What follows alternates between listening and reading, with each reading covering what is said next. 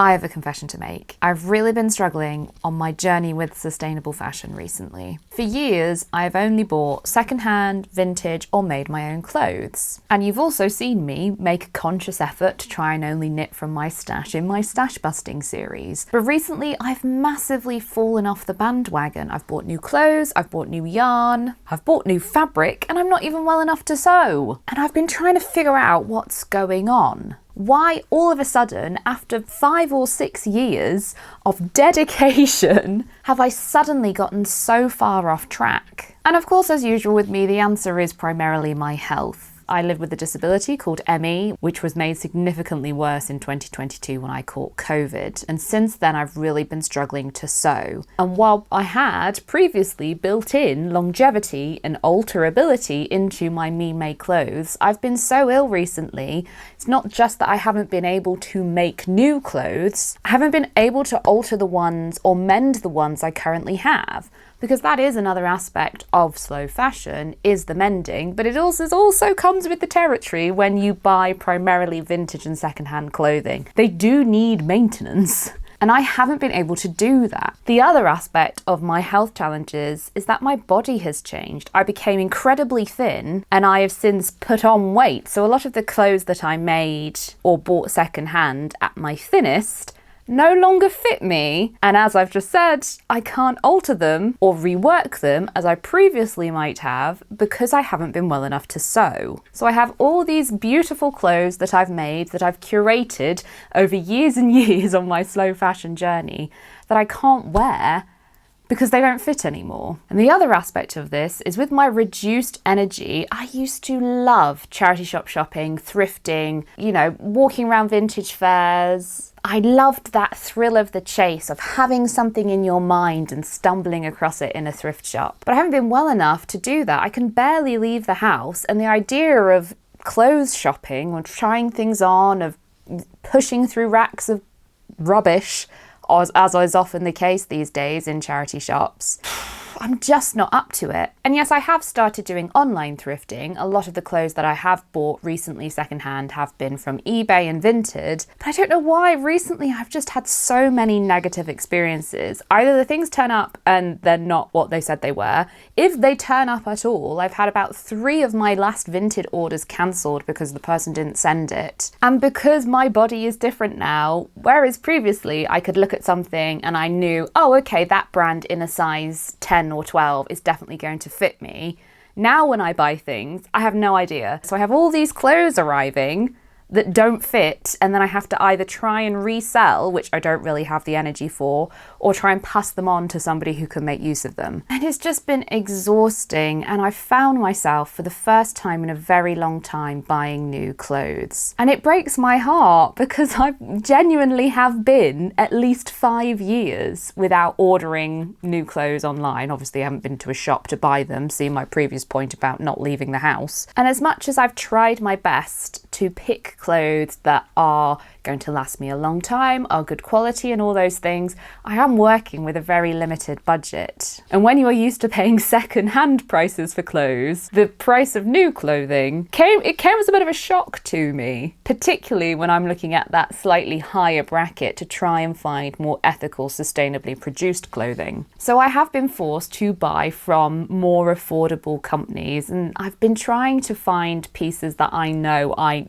truly love and I'm going to be able to wear that fit with my existing style, that are flexible enough in terms of sizing that if I go up and down a little bit, it's not the end of the world. I've really tried my best, but still all of this has just been really getting me down. I've always found joy in clothes and expressing myself in the way I dress, and not being able to participate in slow fashion in the way that I would like to. A lot of the joy around fashion has gone for me. So I need a bit of a reset. It's obvious to me going forward that the previous standards I was holding myself to are not going to work for me. I know from my stash busting journey that absolute bans do not work for me. If anything, they just make me more impulsive. But then have been having a real difficulty trying to reconcile the joy I get from fashion from the panic I feel about the climate crisis, because we are in an emergency.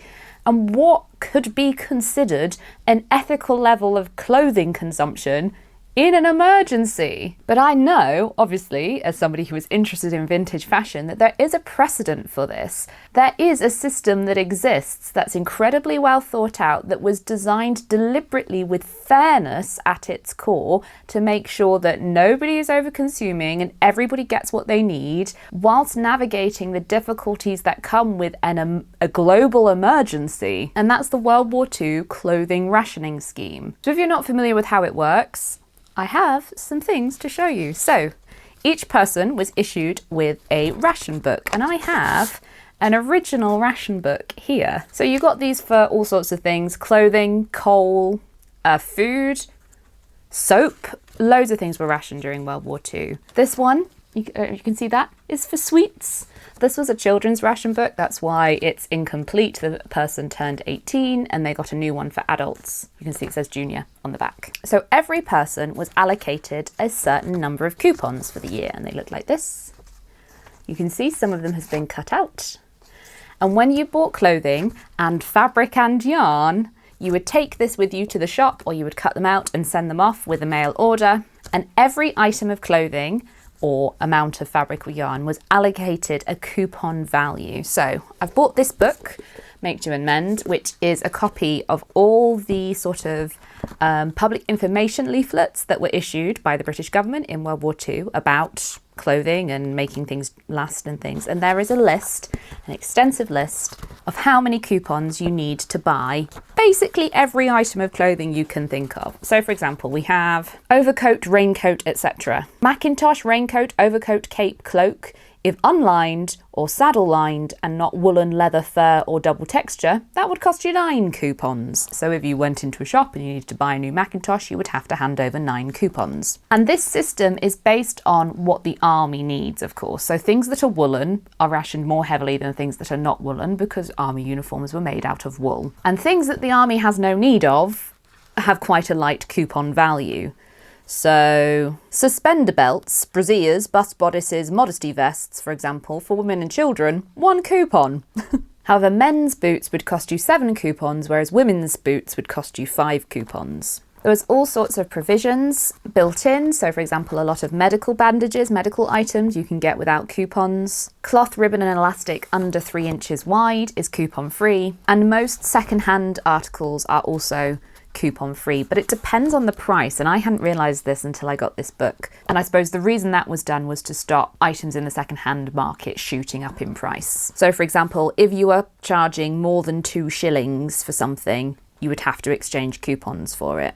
Now, I don't know exactly how much 2 shillings would be, not a lot. A new dress would have been about 60 shillings. Under the utility scheme in 1941. So now this is not an original idea of mine. Lots of people follow this scheme. I in particular was inspired by Claire Bradley, who you might know because she won the 2020 series of the Great British Sewing Bee. She shares her journey with the Clothing Rationing Scheme on Instagram, and I have found so much inspiration from the creative way that she makes things and mends things. And it's also brought me comfort. She's been doing this for several years and it's working, and I love to see what she's made and the decisions she's made about what to spend her coupons on. The other thing that appeals to me about this system is the fact that it does include yarn and fabric, because I am just as prone to impulse buying yarn and fabric as I am clothes. And I own enough yarn and fabric to keep me in new clothes for a very long time. So I'm hoping that by following this system, it will make me not only more aware of what I have, but what I need. And I hope it will also make me more creative in the things that I make and the way that I fill the gaps that I have in my wardrobe. So clothing rationing was introduced on June the 1st, 1941, which is why this video is going up today. And if you would like to join in with my year of clothing rationing, you can follow along here, of course. But if you would also like to participate in this challenge, I've created a document you can download for free in my Ko-fi shop, which is a slightly more accessible way to find out what everything costs in terms of coupons. And I've created a little tracker for myself to track what I buy and how many coupons I've spent on what. I will of course be sharing my journey with you here, so I hope you'll follow along. And I hope this will inspire you to be more conscious with your own clothing decisions and yarn and fabric. Thanks for watching. See you next time.